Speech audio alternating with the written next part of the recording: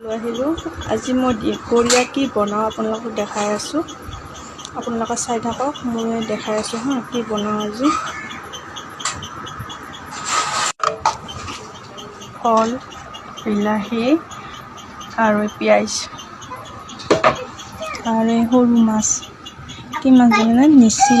নিচিলা মাছ আৰু বৰলীয়া মাছ আৰু লগতে নৰসিংহ পাত আছে। এতিয়া মই কেনেকৈ বনাওঁ আপোনালোকে চাব আৰু মোৰ দৰে কোনে কোনে বনায় কমেণ্ট কৰি জনাব হা।